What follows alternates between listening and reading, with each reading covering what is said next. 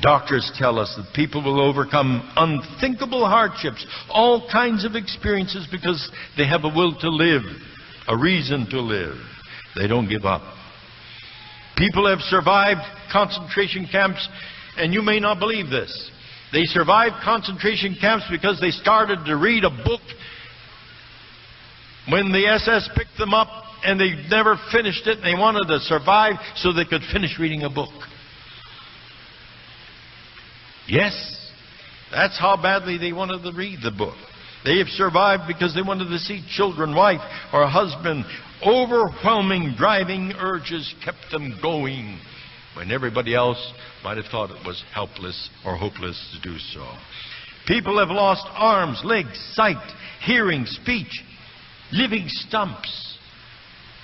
And yet they have triumphed over all kinds of obstacles because they had a will to live. They never said die. They never lost heart, but pressed forward until they finally reached their goal. I don't know how many of you read in that Reader's Digest the little story about the little girl that loved to run. 8 years old, she loved to run and jump. Parents were just in love with her. They thought it was the most beautiful thing. And of course, to see a child run is beautiful. And one day, she woke up. She had polio from her waist down, paralyzed. Doctors said, "You're never going to walk again." Everybody seemed to believe this but the little girl. The little girl loved to walk. She loved to run. And what happened to her? She dragged that body of hers until she taught those legs to walk. And she not only taught them to walk, she taught them to run. And she not only taught them to run, she taught them to run fast. So fast, so that she became a gold medal Olympic running star. Yes, when everybody else said it was impossible, the little girl didn't. She was able to overcome this. But because we're born in sin and shaped in iniquity, we have a tendency to look at the dark side of life, to the cynical and the negative side of life. Sure, life has its problems. Sure, there's death. But you'd be surprised how many people are born every day. It's true, people are starving. But my goodness, you ought to look on some of these tables how well some people eat. There is sickness, but there's an awful lot of health, too, in this earth. We don't have to weigh our thinking down with the dark, miserable aspects of life. It is better and healthier for us if we don't. Brother Martin Petzinger, who's on the body there at Bethel, spent 9 years in a concentration camp in Germany. And talking to him one day, he talked to me. He's an amazing thing. Here he is. I think he's 78 or 79 years old. I said, "What is it that made you stand in the concentration camp?" And he said, "Dan," he says, "you got to have a reason to live." He says, we have a reason to live. We are Jehovah's vindication. Jehovah's given us a work. Jehovah put us here in the concentration camp as a field service. We cannot die, he says. We got to live. I said, my goodness, I could see, without him even telling, just to see him talk that way. He had a ministry. He had a mission to fulfill.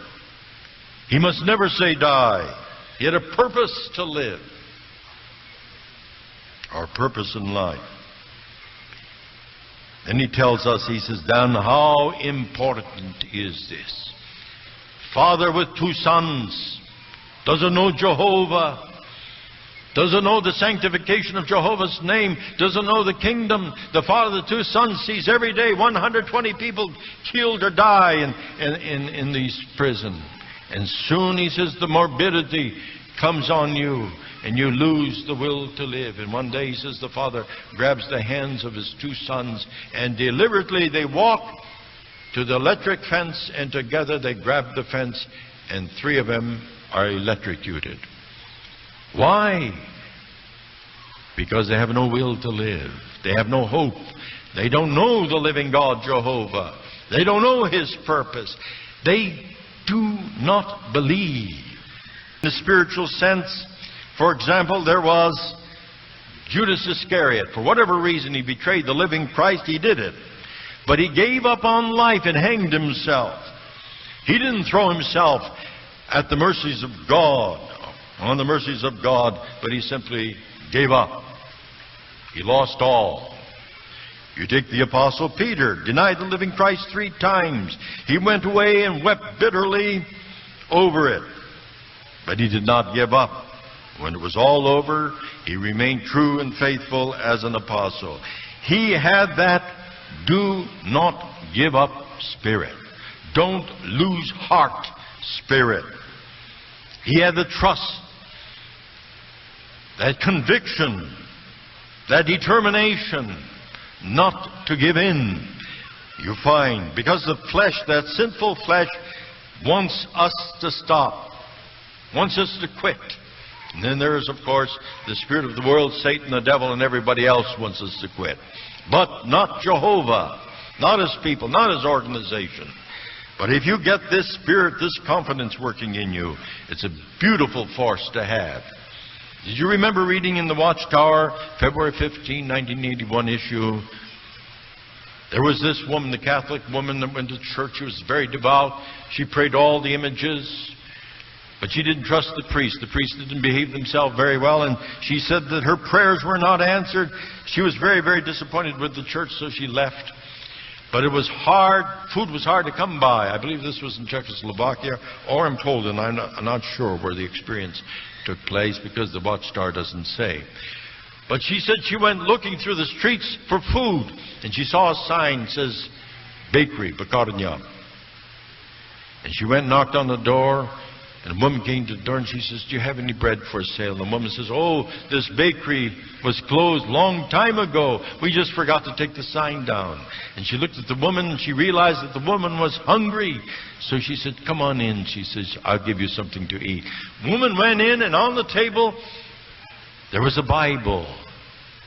And the Catholic woman says, is this a Bible? And she says, yes. Oh, she says, you don't know how I want to serve God. And the woman in this house is one of Jehovah's Witnesses. And she starts a study with this Catholic woman. The woman with her 3 children come into the truth. They're all baptized. The only problem is she has a husband that doesn't love God. He chases her with a cleaver, wants to kill her. By the grace of God, she escapes. And then he tells her, he says, it's either the home or Jehovah, but not home and Jehovah.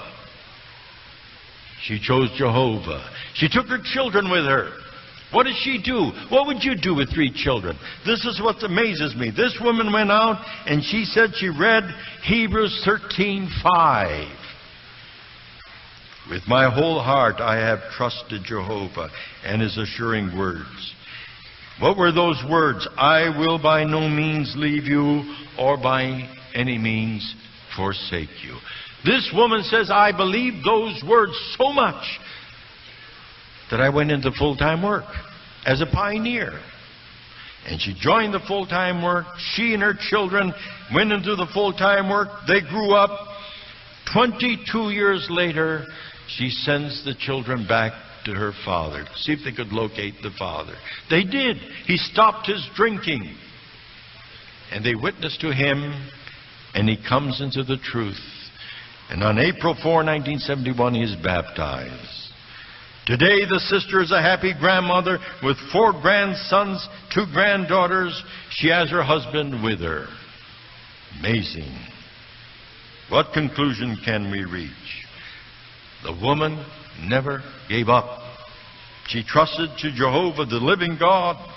She had the faith and the strength to carry on, and God did not forsake her. I know how it is. In our own congregation one time, the presiding overseer, a brilliant man. I never saw any man in my life, even to today, that could take a bunch of brothers, inactive, bring them together, reactivate them, and really cause a congregation to grow as this brother did. He's a lovely brother. One day outside of the Kingdom Hall, he stands and he says, Dan, they put me in administration, Dan. He said, I've been promoted. They want me to go to Chicago for a show in Chicago. And he said, should I go? And I said, stay home if you know what's good for you. But he went. And when he went into his hotel room that they provided for him, there was a woman waiting there, not his wife. Beautiful woman, but he had the strength to leave. But he thought upon this, and the next time he went, he took up living with this woman. He was disfellowshipped from God's congregation, but the point of this was his wife. She comes to the elders. She came to us, and she says, shall I get a divorce? What shall I do? Believe me, if I ever have felt helpless in my life, it was then. What are you going to tell a woman? The woman says, I love him. He's my husband. I won't give him up. What shall I do? Well, we prayed over that long and hard. And no matter what you said, it looked like helpless. 1, 2, 3 years went by. 5, 6, 7, 8 years go by. And the children are growing up, but she is still faithful to that man. Worthless soul. And then one day, what happens? Into the Kingdom Hall comes the man. Sits in the back row. Everybody just about fell out. That's the last thing in the world that we thought. He sits in the back row and he says, I want to come back into the truth. He said, would you help me? I said, it's a good start. So he was helped. A couple of years later, lo and behold, he's been reinstated.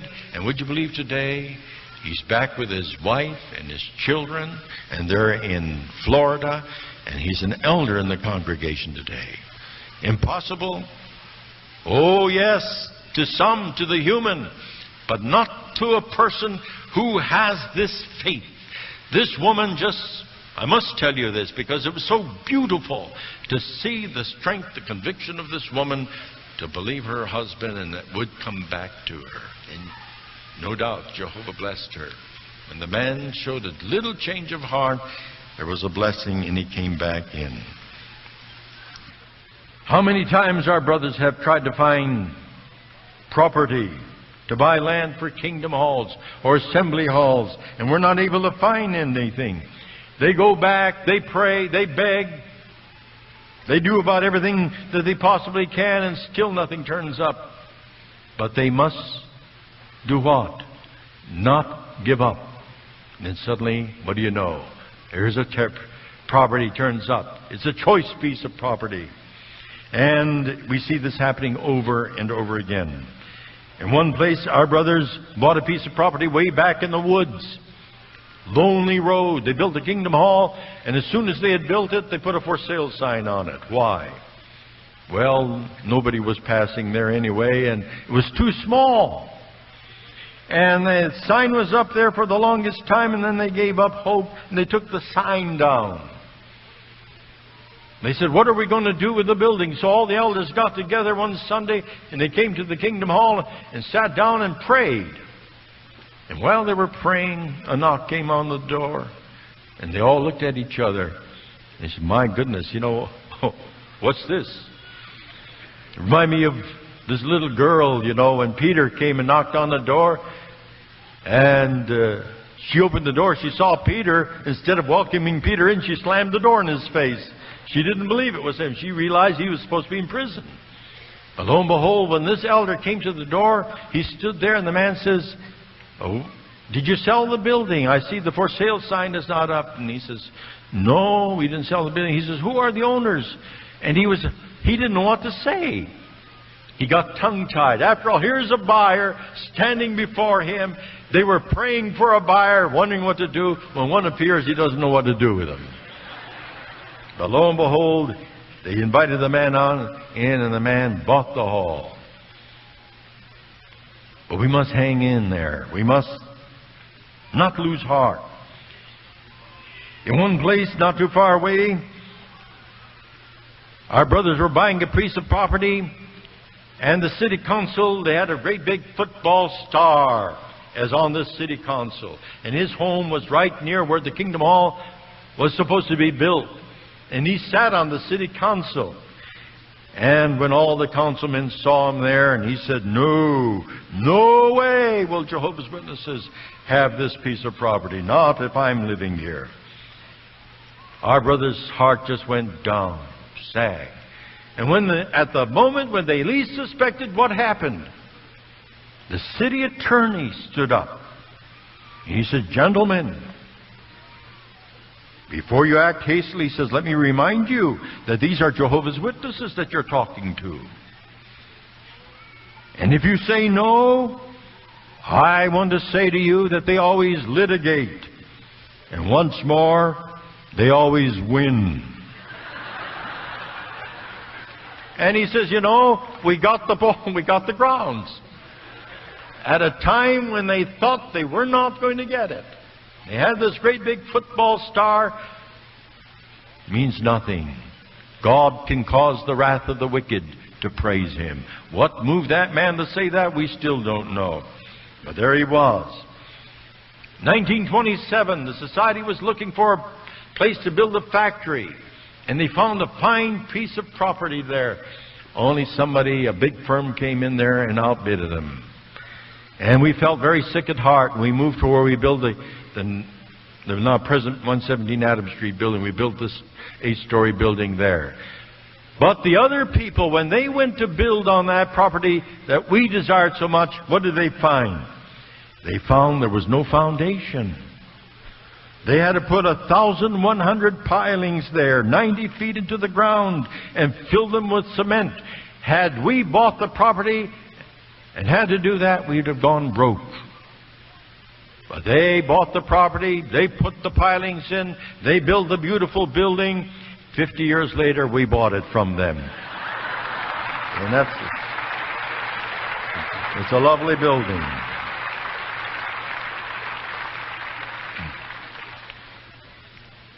But we must not, brothers. We're dealing with God, the universal sovereign, who sets one up and brings another down. If you only knew how close Jehovah is to you, my brothers, we'd walk like giants on this earth, but humbly so.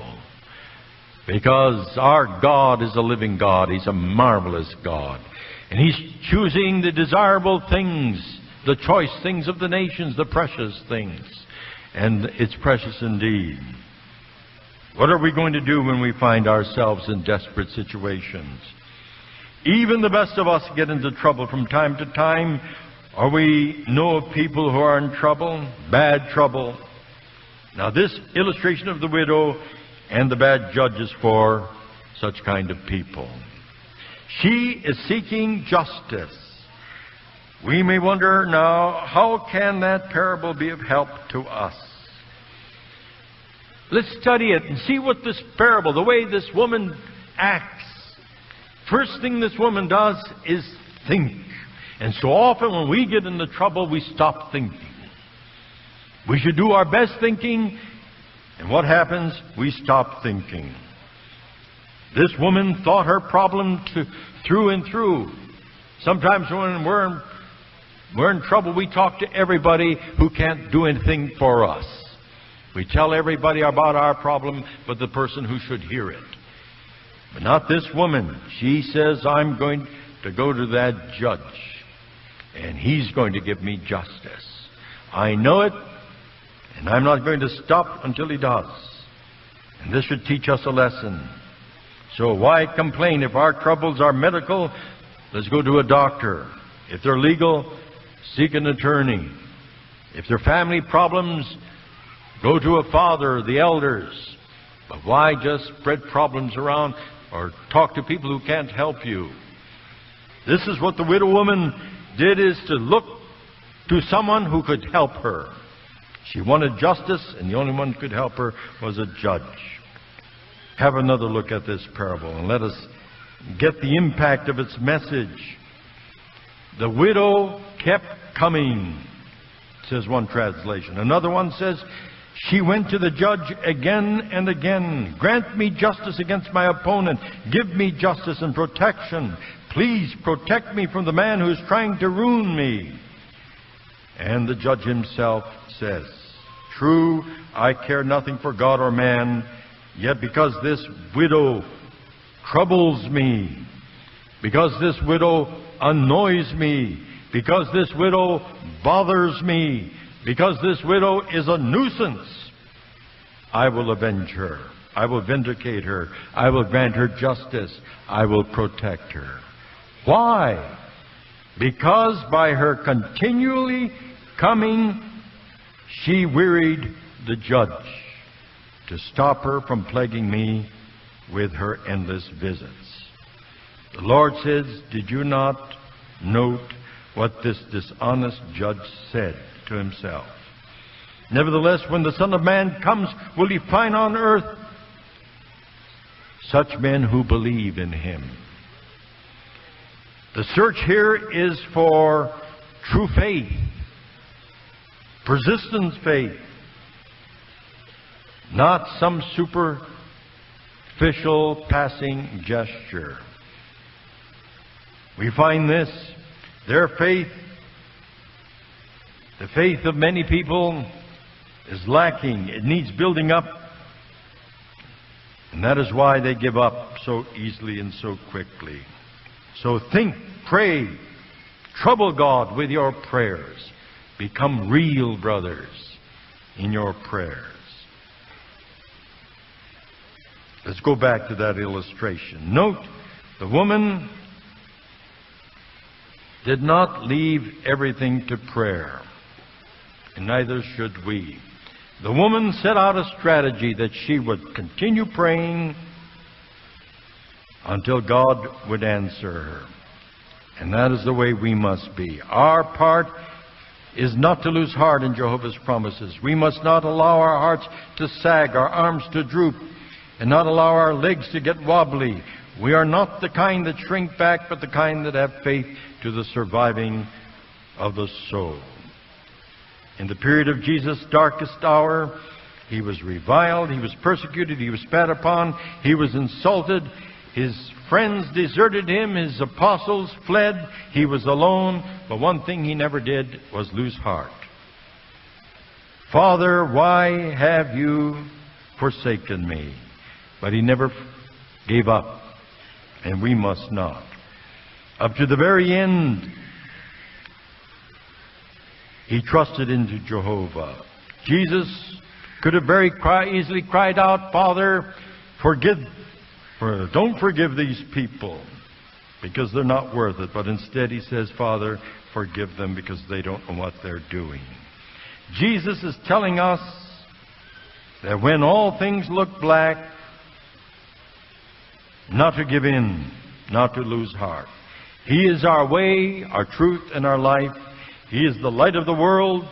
Follow him, and you'll never lose heart. You'll win that grand prize of all prizes, everlasting life. Think, pray penetratingly, prepare a program with a strategy, and let the lesson of the widow before that tough judge help you to never lose heart. And I thank you.